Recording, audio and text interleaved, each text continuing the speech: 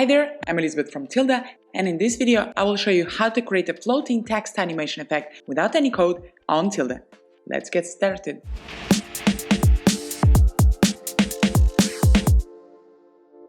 First of all, let's add a new zero block to the page and set it up. Let me delete all the default elements and modify the background color. I'll use a gray color here. Click the plus button and add a new text element. Type in the word or phrase to which you want to apply the effect.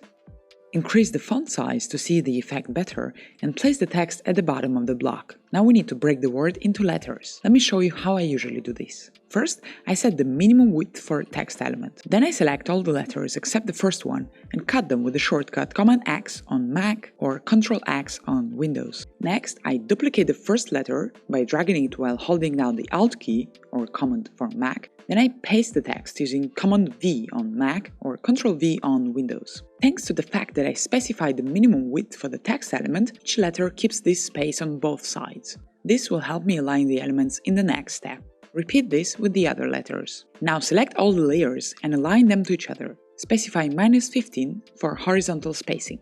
Okay, it's time to animate it. Select the first layer, the M letter, and open the step-by-step animation. Here we set the event on scroll, add a new step, distance 500 pixels, move on the y-axis -10.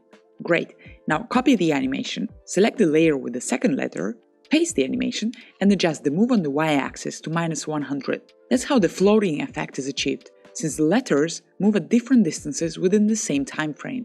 To achieve the result you see here in the example, I specified these values for the y-axis. These values may vary depending on how you want the effect to look in your project. Let's get back to zero block and complete the animation setup. Add other elements and publish the page.